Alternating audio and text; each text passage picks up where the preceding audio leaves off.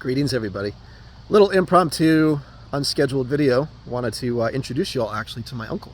Some of you may remember me stopping here once or twice and introducing him to you. Anytime I come up to upstate New York, I try to make it a point to say hi.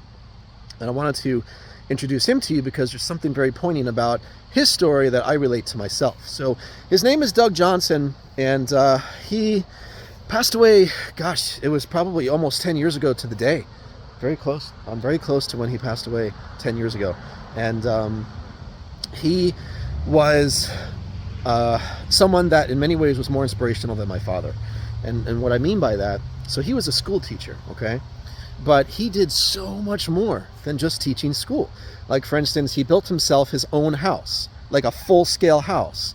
Now, this is a guy that has no construction background, no laboring background, just a guy that did his own research before the days of the internet and decided, hey, I'm going to build a house.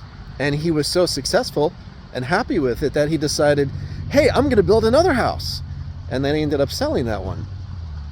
He also built himself 2 Safari helicopters, like legit helicopters that you see above you. He built himself a plane, and Scotty was just the epitome of somebody that I naturally wanted to follow. He was very inspirational. Now, granted, I didn't live with him. I didn't spend most of my time with him. I just saw him on occasion, but his stories really motivated me because he was the type of guy that would get out there and just do it. He was the type of guy that no matter how challenging it was, he wasn't afraid to try. And that's like the epitome of what I do with Optimus here. Like, don't be afraid to try, just get out there and do it. But he also had a zest for life. He was big into ballroom dancing. He became a professional dancer.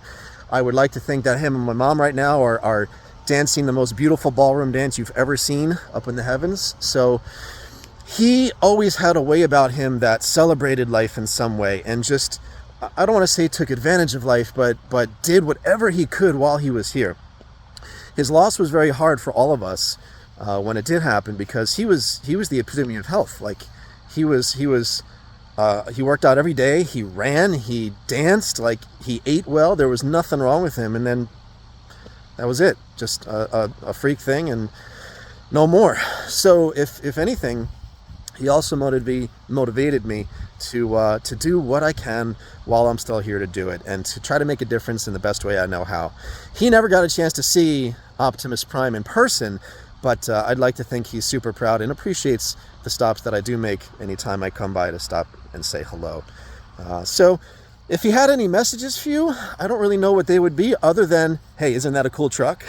But more importantly, he would probably just be saying to all of you, go out there and live your life, do your thing, and don't ever be afraid to try. And that's exactly what I try to do with Optimus. So I'm going to make my way to my next destination, say my goodbyes to Scotty here.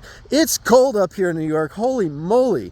It's got to be low 50s right now. And I left my house in shorts and a t-shirt, and I'm like, oh, it's shivering cold up here. So I got to keep on going to my destination. I got a lot of cleaning to do, unfortunately, so I'll be up quite a while. But hey, figured you'd like a little introduction into a man that had a huge role, more so than my own dad, in motivating me to do what I now do with Optimus Prime.